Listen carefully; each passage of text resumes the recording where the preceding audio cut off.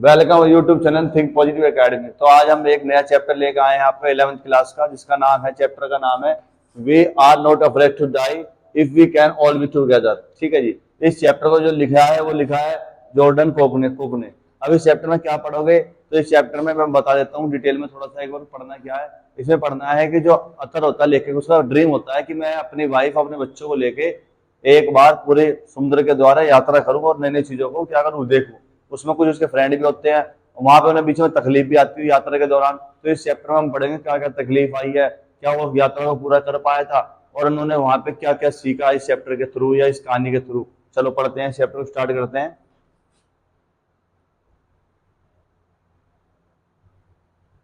तो हम बात करते हैं इस चैप्टर की। तो इस चैप्टर की बात करते हैं थीम की सबसे पहले। अब चैप्टर को बनाया गया तो उसकी थीम क्या है, तो इस थीम में हम पढ़ेंगे करेज इन अ डिफिकल्ट सिचुएशन, कि कैसे लेखक ने साहस दिखाया, बहादुरी दिखाई बहुत ही डिफिकल्ट सिचुएशन में। फैमिली ने कैसे यूनिटी दिखाई, एक साथ इकट्ठापन दिखाया, यूनिटी दिखाई, एकजुटता हुए। प्रेजेंस ऑफ माइंड, कैसे उन्होंने अपने माइंड का अच्छा यूज करा जब जरूरत थी। ह्यूमन डिटर्मिनेशन, और कैसे जो मनुष्य के अंदर दृढ़ निश्चय होती है उन्होंने कैसे दिखाई इस चैप्टर में। एंड नेवर गिविंग अप, और किसी भी चीज को भाई, जैसे मान लो कोशिश कर रहे हो आप, तो एक आशा नहीं होनी चाहिए, आपको एक उम्मीद रहनी चाहिए कि यहाँ से भी कुछ हो सकता है। Nothing is impossible. तो ये थीम से इस चैप्टर में ये सब चीजें हम पढ़ेंगे। तो सबसे पहले हम पढ़ते हैं, चैप्टर स्टार्ट करते हैं कैरेक्टर की। तो सबसे पहले है जॉर्डन कुक। पूरी कहानी इनके ऊपर ही है, कहानी बनी भी इनकी वजह से, क्योंकि ये लेखक है जिन्होंने कहानी लिखी है। तो जॉर्डन कुक नरेटर है। ये एक एक्सपीरियंस सेलर रहे हैं। सेलर मीन्स होता है जो बोट को चलाता है, नाव को चलाता है, सेलर बोलते हैं। ठीक है। ब्रेव एंड रेस्पॉन्सिबल, बहुत जिम्मेदारी से चलाई है इन्होंने और बहुत ही बहादुर है। और नेवर लूज होप, और कभी भी जो डिफिकल्ट सिचुएशन आई है यात्रा के दौरान समुद्र में बोट चलाते हुए या शिप चलाते हुए, तो उन्होंने कभी लूज होप नहीं हुई। प्रोटेक्ट हिज फैमिली, और अपने फैमिली को प्रोटेक्ट किया हमेशा। अब इनकी जो वाइफ थी, इनका नाम था मैरी, यानी जो लेखक है जिनका नाम है जॉर्डन कुक, उनकी एक वाइफ है, उनका नाम है मैरी। अब मैरी के बारे में बताते हैं, काम एंड सपोर्टिव, ये बहुत शांत रहती थी और हमेशा साथ देती थी लेखक का। Help to repair the boat, और बोट जब बेकार हो जाती है उसको रिपेयर करने में काम आती है। And take care of children, और अपने बच्चों की हमेशा परवाह करती है। अब लेखक के दो बच्चे होते हैं, एक लड़का होता है, एक लड़की होती है। लड़के की बात करें, लड़के का नाम होता है जॉनथन, जो एल्डर सन होता है, बड़ा होता है, 6 साल का होता है। वो भी बहुत ब्रेव होता है। मोटिवेट इज फादर, अपने पिताजी को जब डिफिकल्ट सिचुएशन आती है उसे क्या करता है, प्रेरणा देता है, मोटिवेट करता है। बात करते हैं लड़की की, और ये दोनों बच्चे किसके थे, लेखक के, ये वाइफ है। अब बात करते हैं लड़की की। तो लड़की 7 साल की थी बेटा, सुजैन नाम था। वो इंजर्ड हो जाती है जब ये तूफान आता है, यानी इस चैप्टर में। सोर्स ग्रेट करेज, बट फिर भी वो बहुत बहादुरी या साहस दिखाती है। ये मेन कैरेक्टर से अब स्टार्ट करते हैं चैप्टर की समरी। अब समझ में आएगा होगा कि ये 4 व्यक्ति बार बार चैप्टर में आएंगे। जो स्टार्ट करने की कोशिश करते हैं चैप्टर की कहानी को, we are not afraid to die. ठीक है जी, हमें मरने से नहीं डरना चाहिए। अब चैप्टर की स्टार्टिंग करते हैं। सबसे पहले करते हैं ड्रीम वॉयजेस। अब ये जो वर्ड लिखा हुआ है वॉयजेस, इसका मतलब होता है यात्रा। वॉयजेस मीन्स होता है यात्रा, क्योंकि आपने हमेशा ट्रेवलिंग वर्ड सुना है। वॉयजेस मीन्स यात्रा होता है। अब जो लेखक होता है Jordan Cook, wanted to sail around the world, वो पूरे वर्ल्ड में बोट के द्वारा घूमना चाहता था, कि मैं पूरे वर्ल्ड की सारी चीज देखना चाहता हूँ। किसके द्वारा, बोट के द्वारा। बोट से यात्रा करना चाहता हूँ, जहां भी बोट जाएगी फिर रुकेंगे, फिर घूमेंगे, फिर ऐसे करके हर संसार को देखना चाहता था। जैसे कि एक कैप्टन था जेम्स कुक, उन्होंने पहले 200 साल पहले काम कर चुके थे, तो सिमिलर उनकी तरह करना चाहते थे। और उन्होंने 16 साल बिताए हैं इस वर्क में, यानी बोट चलाने में। तो उनको पूरा एक्सपीरियंस था कैसे चलाया जाता है। Months repairing and preparing the boat, 7 महीने बीते और उन्होंने खुद अपनी एक पर्सनल बोट बनाई, क्योंकि उनको आइडिया था, चलाने का काम था उनका। और उस बोट का नाम क्या रखा उन्होंने, वेव वॉकर। तो पेपर में कई बार क्वेश्चन आता है वेव वॉकर क्या थी।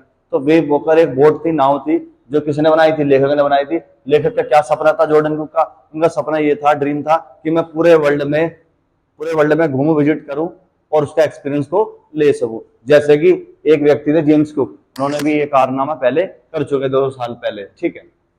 अब स्टार्ट होती है जर्नी। उनकी जो नाव थी, नाव का नाम क्या था, वेव वॉकर। अब वो स्टार्ट करते हैं इंग्लैंड से, यानी इंग्लैंड में एक जगह पड़ती है प्लाईमाउथ, वहां से स्टार्ट करते हैं अपनी जर्नी। First reach to Cape Town, फिर कहाँ पहुंचते हैं, केप टाउन, जो साउथ अफ्रीका में पड़ता है। वहां पे अपने 2 दोस्त को लेते हैं, जिनको बहुत आइडिया होता है नाव चलाने का, डायरेक्शन का पता लगाने का, जिनका नाम क्या होता है, लैरी विगिल और हर्ब सिगलर। ये 2 व्यक्ति बहुत मेन है। पेपर में 11th में बहुत बार क्वेश्चन आया है, बहुत बार आया है। कई बार ये भी आया है लिखा हुआ टू क्रू मैन। अब क्रू मैन का मतलब क्या होता है, क्रू मैन का मतलब भी होता है जो डायरेक्शन को बताता है या चीजों को संभालता है। अब इस चैप्टर में क्रू मैन कौन थे तो चीजों को संभालने के लिए बुलाए गए थे? लैरी वीगिल और हर्ब सिगलर। ये किसके फ्रेंड थे? लेखक के फ्रेंड थे। कहां से उठाया था उनको? साउथ अफ्रीका से उठाया था। कहां से उठाया था? South Africa. कहां से स्टार्ट कर दी जर्नी? इंग्लैंड से। ये कुछ इंपोर्टेंट पॉइंट है। चैप्टर थोड़ा सा बाकी चैप्टरों के कंपेयर थोड़ा हार्ड है, बट इजी है। ऐसा नहीं कर सकते बिल्कुल हार्ड है। Everything was smooth in the beginning. शुरुआत में सब कुछ चल रहा था अच्छे से, समुद्र में पानी का भाव अच्छा था, अपना वेव बढ़िया चल रही थी और अपनी नाव भी अच्छे से चल रही थी। बट अचानक से उनके लाइफ में कुछ अलग होने वाला था।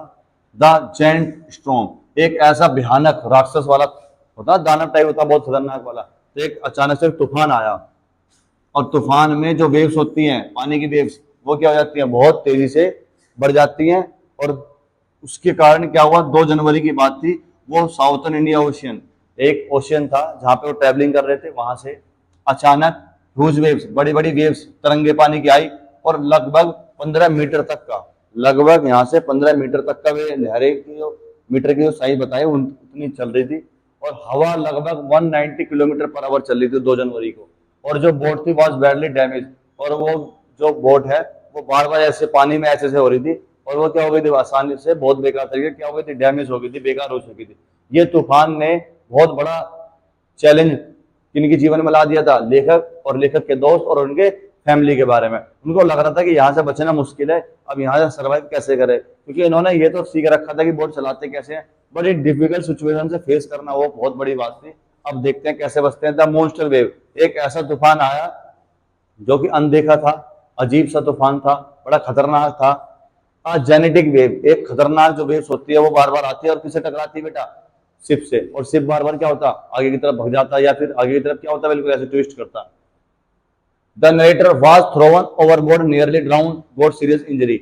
अब ऐसी स्थिति में जैसे नाव चल रही है, अब आप उसको व्हील पैडलिंग कर रहे हो, व्हील हिला रहे हो उसका, अचानक से वेव आई, टकराई, तो इससे क्या होता है? आपका भी बैलेंस बिगड़ता है। जैसे बोट हिलती है तो आपका बैलेंस बिगड़ेगा। ऐसे लेखक जो था, उसका जो बॉडी थी वो जाकर किस पे टकराई? व्हील्स पे टकराई। और जो उसकी पसलियां थी, रिब्स, वहां पे उसको क्या आ गई? चोट आ गई। ठीक है, वो इंजरी होगी उसको। But he manage to climb back on the boat. तो वो कई बार ऐसा भी हुआ कि जब तेज वेव चली तो बोट हिलने की वजह से वो नीचे भी गया, बट उसने रस्सियों के द्वारा, रोप के द्वारा अपने आप को ऊपर लाने की कोशिश करी, मैनेज कर लिया और वो ऊपर आ गया। तो आगे बात करते हैं डैमेज टू द बोट। अब जो बोट है वो शीशे वगैरह टूटे और वो उसके अंदर से क्या आ गया? पानी आ गया। अब शिप के अंदर पानी आ जाएगा, बोट के अंदर पानी आ जाएगा, तो ये तो हानिकारक है। अब हुआ क्या? इस तूफान का दिक्कत क्या हुई? विंडो टूट गई, बाढ़ आने की संभावना, ट्रोन सेल्स, जितने भी इसके बचाव के सेल्स थे वो टूट गए, ब्रोकन स्टीयरिंग व्हील्स जिससे डायरेक्शन को संभालते हैं वो भी टूट गया, large holes in the boat, और बड़े बड़े होल्स बोट के अंदर हो गए। तो पेपर में क्वेश्चन आता है what happened on 2 January with the Athar. इस चैप्टर में 2 जनवरी को क्या हुआ था? तो आप लिखोगे बहुत भयानक तूफान आया था, 15 मीटर तक को उसकी वेव्स थी, विंड 190 किलोमीटर पर आवर हवा चल रही थी, और ये उसने क्या करा? विंडो तोड़ दी, बाढ़ के कारण बना दिया, स्टीयरिंग व्हील तोड़ दी और बड़े बड़े होल्स बना दिए बोट में। But water continued enter the boat, लगातार पानी घुसता रहा। एवरीवन स्टार्टेड रिमूविंग वाटर, और सभी जितने भी बोट में थे पानी को लिया, बाहर निकाल के फेंकने लगे, लिया बाहर फेंकने लगे। मतलब उन्होंने हार नहीं मानी कि यार ये सिचुएशन आ गई है। जैसे पिक्चर देखी होगी आपने टाइटैनिक में, शिप डूब जाता है आपका बोट, है ना, तो जैसे हार मान लेते हैं, तो उन्होंने हार नहीं मानी। उनको पता था कि मौत सामने है, तो फिर भी लगे पड़े हैं। कोई पानी को बाहर निकालने में लग रहा है, कोई डायरेक्शन को संभालने में लग रहा है, कोई कुछ कर रहा है, कोई व्हील संभालने में लग रहा है। हालांकि व्हील टूट गई तो जोड़ने में लग रहा है, बट लगातार प्रयास करते रहे, हार नहीं मानी उन्होंने। ठीक है, लगातार लगते रहे, प्रयास करते रहे। उनको आशा था कि कुछ ना कुछ तो होगा, पक्का कुछ ना कुछ तो होगा। बात करते हैं, अब ऐसी सिचुएशन में सब डर गए थे, तो कुछ समझ में नहीं आ रहा था। तो जो बच्चे थे अब वहां से उठ पड़े, उन्होंने क्या दिखाया? साहस दिखाया कि वो ये हो क्या रहा है, चलो समझ में नहीं पा रहे थे। जॉनथन सैड, बच्चा आता है, लड़का छोटा सा 6 साल का, अपने पापा से कहता है, अब वो हार मान चुके थे भाई, पानी भी बाहर निकाल लिया, 2 जनवरी, 3 जनवरी, 4 जनवरी, और ये लगातार चले जा रहा है, खत्म ही नहीं हो रहा भाई। 2 जनवरी को तो तूफान आया था, 3 जनवरी को देखने को मिला उनको पानी चले गया अंदर, 4 जनवरी तक वो पानी बाहर ही निकाल रहे हैं, वहां से बाहर नहीं निकल पा रहे, थक गए। अब एक थकता, एक करता, फिर एक बैठता, दूसरा करता, लगातार लगे हुए हैं। तो जब उन्होंने हार मान ली कि भाई अब तो मरना ही है, तो उनका लड़का उनके पास आता, कहता हम डर क्यों रहे हैं, जब हम एक साथ हैं और एक साथ रह सकते हैं तो हम डरने की क्या बात है। अब ये जो वर्ड्स है ना, the title of the chapter, और यही टाइटल बना चैप्टर का, यही नाम है चैप्टर का, कि हमें डरना नहीं है जब एक साथ। यानी कहने का मतलब ये है कि यदि एक टीम है 11 प्लेयरों की, और 11 प्लेयर यदि एक साथ मिलजुल के खेले, या अकेला अकेला कोई बंदा खेल रहा तो टीम नहीं जीत सकती। यदि 11 बंदे एक साथ मिलजुल के खेले, 20-20, 30-30 रन सब बनाए, तो 150 या 160 का टारगेट और आसानी से क्रिकेट में क्या हो जाता है, चेस हो जाता है। तो ऐसे ही ये बता रहे हैं कि हमें एक साथ मिलकर रहना है, और यदि हम एक साथ मिलकर रहेंगे तो हमें टेंशन लेनी ही नहीं है, जो होगा देखी जाएगी।